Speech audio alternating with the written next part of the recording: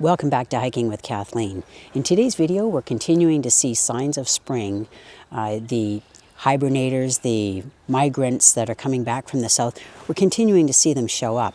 So in today's video, because it's in the month of March, and because it's sort of in between all out spring and just finishing off winter, we're also going to see things like white-tailed deer. The females will start having their young in about the month of May, around the end of May. The males, on the other hand, they grow the racks of antlers, and in fact what they're doing is some of them have already started to drop those antlers, and it ends up looking like there's only a population of female deer. So anyway, we're going to have a look at that. So I'll show you how you can tell if a deer is a male and has just dropped his antlers. Stay with me.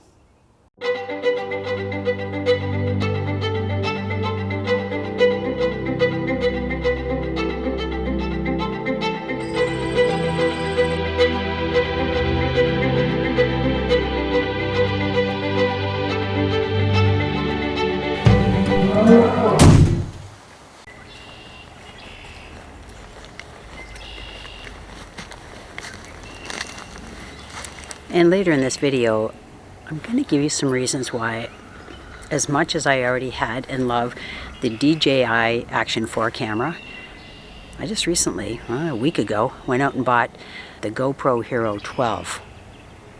There's something that I was missing by using the DJI Action 4, especially when we were on our excursion to Costa Rica, and I was using that for my narration. I missed having a GoPro. I'll tell you why. Stay with me.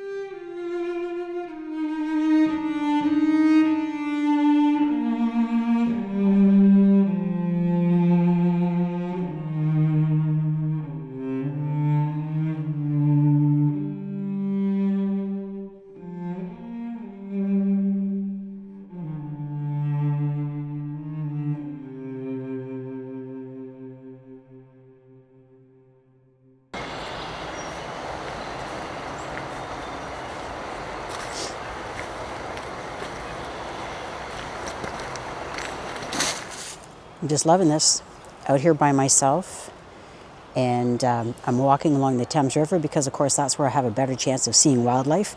Now one thing I have is a new piece of equipment that I've actually been doing a little filming on.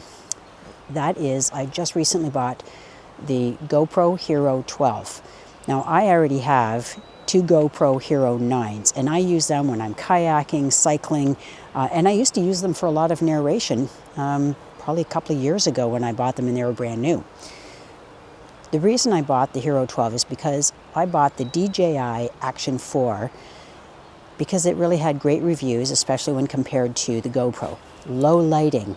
Filming in low lighting is very important to me because oftentimes I'm out here at dawn and the lighting is not the best.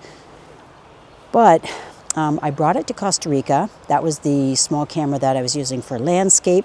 And then I would have this telephoto lens, of course, for all the wildlife I shot there. But what I found was I really missed the leveling, the horizontal leveling that was made available through the GoPro by buying the Max 2.0 lens. There's an earlier version that you use on the Hero 9, 10, and 11. This is a version that is smaller, so it has a smaller footprint and is specific to the Hero 12. I really love the horizontal leveling so you don't feel like the image is sort of wonky as I'm carrying the camera through the woods. So it has, in my opinion, greater stability. It has some shortcomings with regards to low light filming, and still I would never trust the audio on the DJI Action 4 or on the GoPro Hero 12. I use the DJI wireless mic and it works beautifully every time. So that's what I wanted to just share with you is that I have a new piece of equipment. I really struggled with, trying to make a go of it with the DJI Max Action 4 because I have the DJI Avata, the drone, and I've had a DJI Osmo pocket camera before too, and I still have it. I just don't use it. But anyway, it's sometimes you feel like you have certain equipment you need in order to be able to tell your story. There is a drawback to the horizontal leveling feature of the GoPro.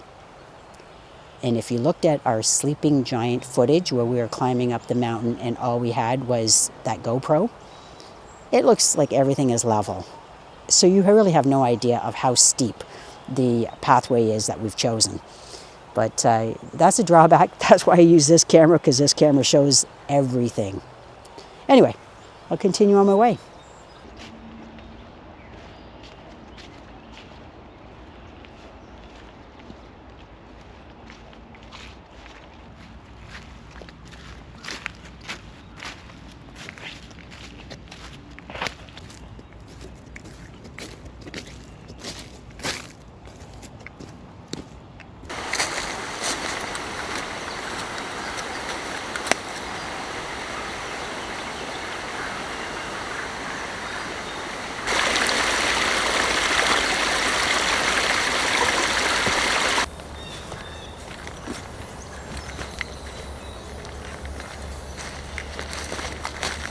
So what I've decided to do is I'm going to change locations. As much as I love this location, because I love the Thames River and the wildlife it brings close to me, it did a lot of, the precipitation level was pretty high on the weekend. I'm out on this hike on Tuesday morning and I don't know, we had 10 to 15 millimeters over the course of, I guess, Saturday into Sunday. And then, of course, we had this snow. So all of that precipitation has flowed into the river, making the water levels flow more quickly, and the water levels are higher. A lot of times animals don't like that because it's disturbing. They're always having to sort of paddle if they're, aquatic birds or mammals like mink, muskrats. So I'm going to go to another location, and it's one that has a very large pond. So the water is going to be moving in a different fashion. It doesn't move like a river, yet it supports a lot of wildlife. So that's what I'm going to do. I'm going to, change locations. And the other thing I wanted to mention to you about comparing the DJI Action 4 compared to the Hero 12, GoPro Hero 12, is I bought the DJI Action 4 because it promised that the batteries were going to be better at temperatures up to minus 20 degrees Celsius, which is really important when I'm filming in Canada. And that did hold true. That was the other complaint that I had about GoPro. However, they have come out with a new battery that can withstand temperatures that are good to minus 20 degrees, and they seem to have greater longevity before they need a charge. So anyway, so there's a few things that at least I have both cameras, so I can use them both when I'm bringing you along, and it gives you the feel that you are walking along with me. That is the reason I like to use those action cameras. I used to use them more for narration before I got the camera that I'm filming on right now, which is a Canon EOS M6 Mark II. And this does a really great job of landscape filming. So anyway, so I've stuck with that. So anyway, just giving you some sort of insight as to the types of cameras that I bring along. This one, I've mentioned before, is my Rockstar camera. I recently, a few months ago, upgraded from a Canon EOS R, the original, to EOS R6 Mark II. And so it's been performing very well. And this lens I've had for a few years, or 2.5 years now, and it's the 1 to 500 millimeter, the RF lens, and it's really great. So I don't have to worry about this setup in the cold weather. And now that we've been to Costa Rica, I don't have to worry about it in the heat either. It performs really well. But it's the way that we can tell a story and bring the cameras along and make sure that they don't stop at the moment when it really matters. Okay, we're going to go on to another location.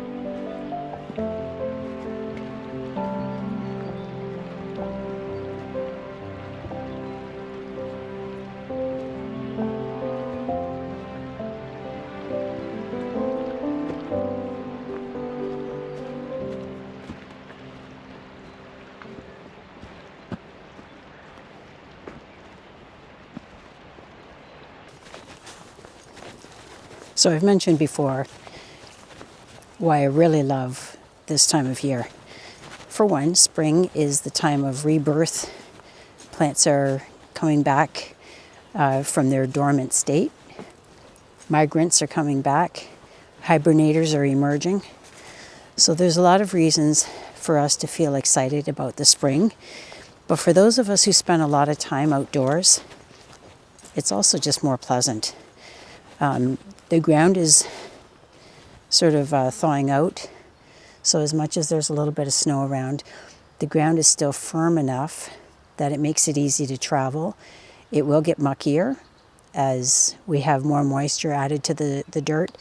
But also, that's a good thing because a lot of the plants are, of course, going to be dependent on a good supply of moisture. We didn't get very much snow this winter.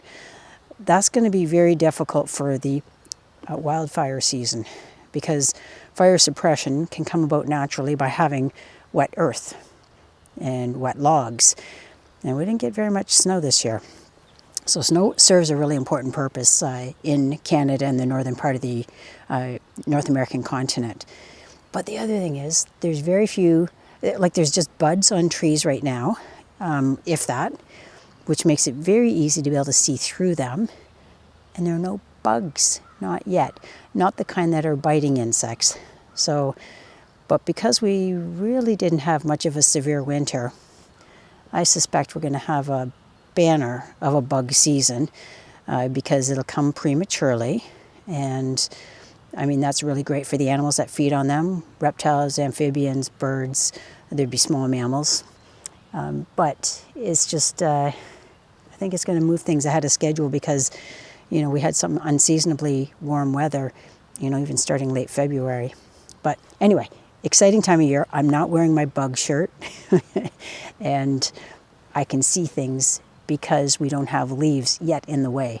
So spring is an exciting time of year. It's not officially spring on the calendar because that comes around March 20th or 21st. Today, I'm walking through the woods and it's March 12th. But it feels like spring.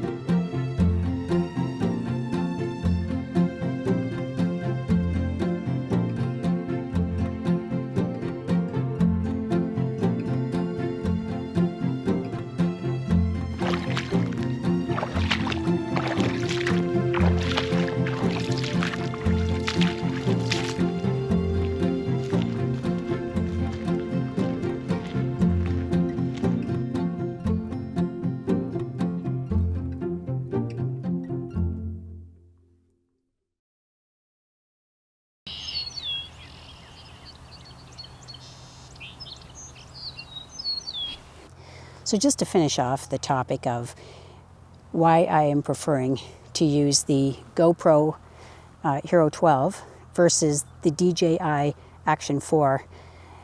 The other GoPros using the max lens cut down the resolution to 2.7K. I shoot everything in 4K, so that kind of dumbed down the parts where I was doing some narration and carrying that along to give you that sort of immersive experience. And now I can do it again with the GoPro. It did provide that for the DJI Action 4. It was in 4K, but just keeping that level horizon, I found made all the difference, because this will be a bit of a test for you. I will show you that I'm moving this GoPro around wildly, and yet it's keeping everything very stationary.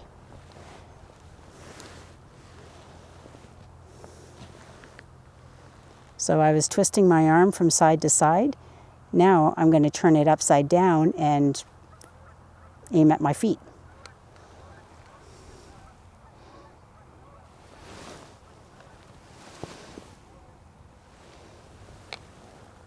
Everything is on level. So as much as it doesn't show how rugged the trails are that Shannon and I have scaled when we've gone away, like to Lake Superior Provincial Park, when we went to Peat Mountain in 2021, I think that was, or even just last summer, 2023, when we went to Sleeping Giant. So anyway, it takes away from maybe the rugged feel because it evens out all of the inclines and declines. But having that horizontal leveling max lens, max 2.0 lens for the GoPro really makes a difference. So anyway, I'll just sort of finish it off on that.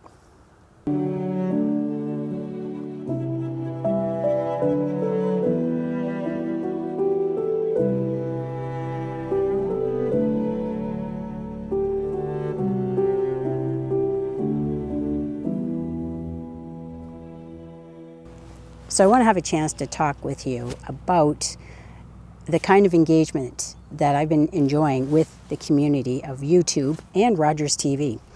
So I really appreciate the comments that you folks have been leaving either on the channel itself, on the YouTube channel, or by sending me emails, and also by doing it in person, because it's been a pretty surreal experience where I've had people who have come up to me, whether it's at my bank or at restaurants or out on the trail, of course, and you're always happy to be able to share with me how you enjoy the content, and that really warms my heart. So thank you so much for doing that. Now, on the website, Hiking with Kathleen, I provide a teaser so that by Friday or maybe Saturday at the latest, I give you an idea of what's coming up on the Tuesday release. By that time, I've had it all edited and it's uploaded. And so that's where you can go and check out what might be coming up the following week. Now, I did post a quiz, or I guess a survey. By the time you see this, it probably will have been up there for about 3 weeks. And it's where I was asking people, what is it that you enjoy most about this content, so that we know what should we really focus on. And became pretty clear that you're enjoying hiking along with me. You're also enjoying the background music, and you're enjoying the wildlife and the nature information that I provide. So, and I know that there are several of you that are looking forward to when we get back into our camping season, because that also ranked fairly highly. Just so you know, it was about 2 months ago when we were preparing to decide which campgrounds we were going to go to, because we wanted to go to provincial parks that were in Eastern Ontario to give us a chance to explore that area. And so we took 2 of your suggestions. We are going to be camping this season in Charleston Provincial Park and in Bonnechere Provincial Park. And one of the reasons we chose Charleston is because we have friends that are from Montreal, Quebec, and we want to be able to see how we can meet up with them during the camping season. So we had spent some time with them when we were doing our East Coast trip, and that's in its own playlist, where we traveled from Ontario across over to Newfoundland and back. So if you're interested in that adventure, that took place in the summer of 2022. So anyway, we are looking forward to seeing our friends out on the camping trail, and you know, we have you to thank so that you can help us to sort of piece together what kind of a camping season we look forward to. The thing that's most important to us is a place that has very little boating activity. We don't want to hear motorboats when we're out in our kayaks. And also it disturbs the wildlife, so we want to hear the water. We don't want to hear the motorboats. So that's one thing that people, you know, were advising us of, whether it was a pro or a con for the place they mentioned. And of course, hiking trails. I want to have hiking trails that, you know, will allow me to explore the park without having to get into our vehicle and drive, you know, 20 or 30 minutes to get to that. I love Algonquin Provincial Park. It's one of my favorite places. But the thing about camping there is it requires effort to get to the hiking trail, and so that's why I would rather go and visit, like when we sometimes stay at Arrowhead Provincial Park in the fall, which we won't be doing this year because we've got a special trip lined up. Like we went to Costa Rica in February, we are going to be going somewhere different in the month of September for we'll be away for about 2 weeks. So anyway, but we'll give you more details of that as we get closer to the time.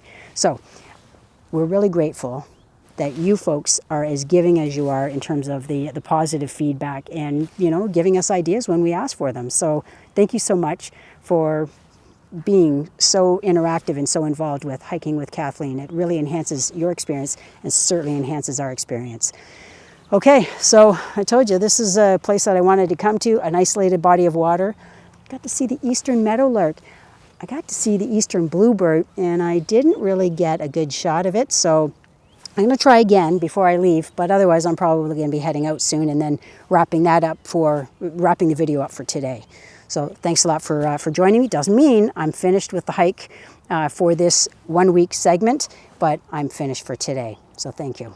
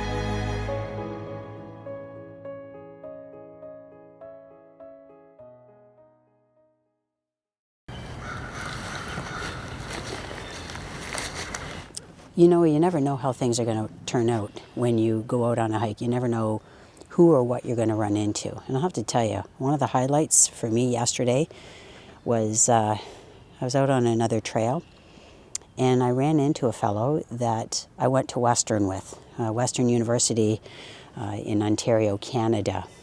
And his name is Dave, and he's been working as an environmental consultant because we exchange stories in terms of, hey, what are you doing with your biology degree?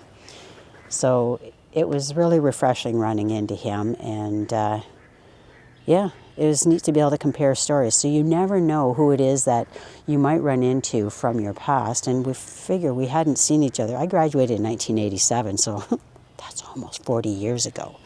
So, you know, 35 years ago. So anyway, that's a really cool thing.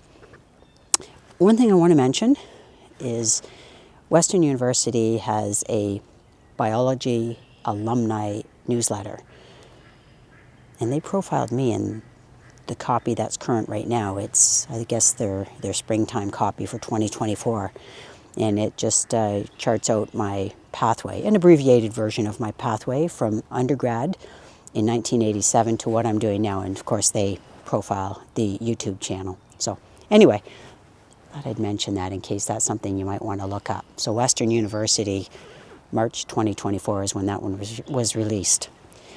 Anyway, so this is beautiful. I never get tired of coming to this place. I love the red that's coming out in the background from the dogwood that's growing along the sides of this pond. And it's a nice, peaceful location for me. I hope you're enjoying it too.